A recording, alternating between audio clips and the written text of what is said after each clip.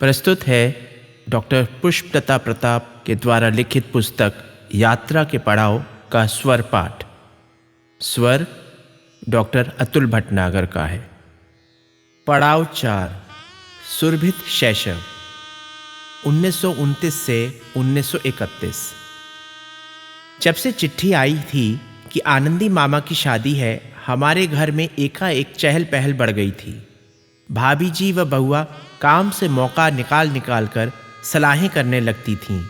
इस शादी में तो ज़रूर चलेंगे, आखिर जय साहब के घर का पहला ब्याह है, बड़े प्यार से बुलाया है। बच्चों के स्कूल भी बंद रहेंगे, 10-15 दिन का चेंज भी हो जाएगा। फिर बस्ती दूर ही कितना है, यूं तो गृहस्थी से छुटकारा मिलने से रहा। शादी में चलने की तैयारी होने लगी। दिन भर मशीन पर कपड़े सिले जाते, अलमारी में से बड़ी बहनें किताबें लाती जो तबादले में अंग्रेज सिविल सर्जन से बक्सा बदल जाने से हमारे घर आ गई थीं। लड़के तो कहानियाँ पढ़ते, हमारी माँ उसमें छपी रंगीन तस्वीरों को देख देख कर लड़कियों की फ्रॉकों के नमूने सीती और रोज़ नए तर्ज की फ्रॉकें हम तीनों लड़कियों की सिलने लगीं। बड़ी बहनें भी बनारस से छुट्टियों में आ गई थीं। वे उनमें पोतों की झालरें बनाकर टांगती थीं। हम लोग बार बार बुलाए जाते थे, कभी मुड्ढा नापा जाता, कभी लंबाई। साड़ी ब्लाउज भी औरतों के बनेंगे, तभी तो रोज बदल बदल कर पहन सकेंगी। यूं तो हमारे पिताजी को बहुओं का बार बार पीहर जाना पसंद नहीं था, पर यह मामला ही दूसरा था। ससुराल में पहला ब्याह था, शिरकत करने जाना ही होगा। और इंटर क्लास में बैठकर हम सब बाल बच्चों समेत माँ व भाभी चल पड़ी बस्ती। पिताजी शादी के समय आवेंगे, अभी हम लोगों को पहुंचवाए देते हैं, यही कहा। जाने कहां से हम लड़कियों के लिए सुंदर गोल हैट भी मंगा दिए गए थे। हम सब नए कपड़े पहन हैट लगाकर पहली बार ननसाल जा रहे थे। थोड़ी देर बाद खिड़की के पास बैठने को लेकर या किसी दूसरी बात पर हमारी छोटी बहन गुड्डी हमसे नाराज हो गई और हमें सजा देने की गरज से अपना हैट उतारकर खिड़की के बाहर फेंक दिया। हम सब धक रह गए, पर वो हैट दूर न जाकर घूमकर दूसरी खिड़की के पास लौट आया, बूमरैंग की तरह, और हमारी फुर्तीली भाभी जी ने हाथ बढ़ाकर उसे पकड़ लिया। यह कहा गया कि बस 2 ही लड़कियां हैट पहनेंगी, तीसरी का तो रेल के बाहर गिर ही गया है। ये आया कि बेटी को दे दिया जाएगा।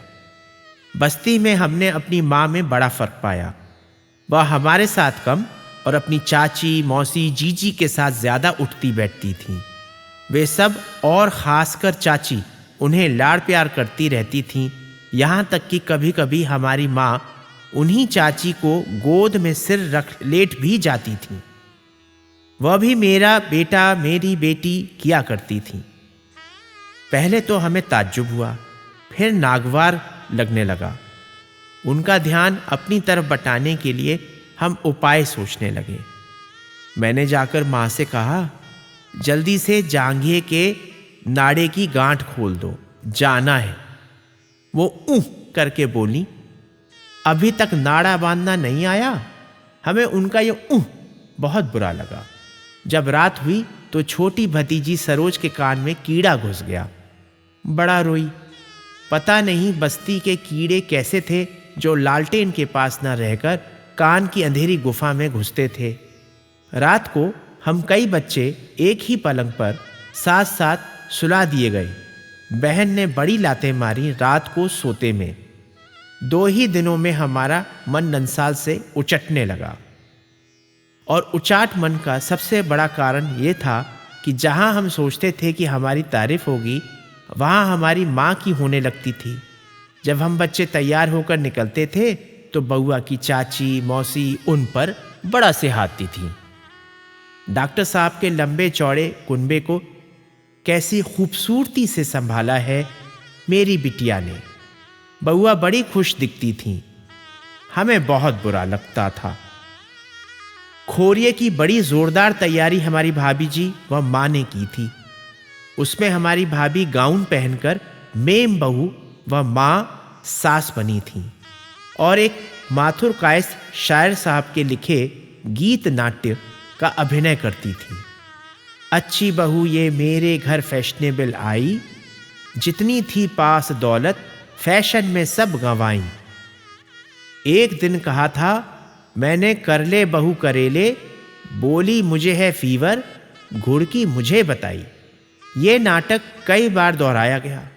बड़े इनाम मिले सास बहू को। जय साहब ने तो खुद बैठकर देखा और सराहा।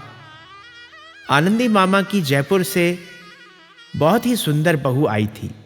हम लोग लेट लेट कर घूंघट के अंदर से उनका मुंह देखा करते थे।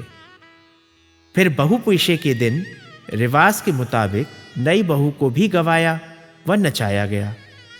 उन्होंने दुहैरी होकर ऐसा नाचा कि सारी औरतें दंग रह गईं। शोहरत सुनकर जय साहब भी आन बैठे। आनंदी मामा को भी ले आए।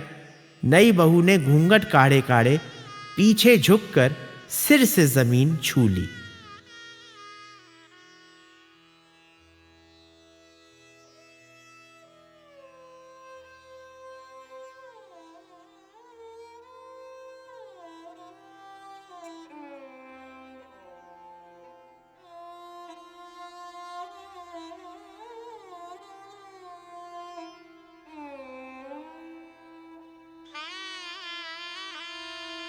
सारी बातें इस शादी में अनोखी हुई। 10-15 दिन हंसी खुशी में बीत गए, परंतु सारी कहानी 1 साल में खत्म हो गई। आनंदी मामा जी को गैलोपिंग टीबी हो गया। बड़ा इलाज हुआ, पर 10 महीने के अंदर वो खत्म हो गए। उनके बाद उनकी पत्नी ने एक बेटी को जन्म दिया और वो भी टीबी से जाती रही। ऐसी शादी दूसरी न हुई होगी।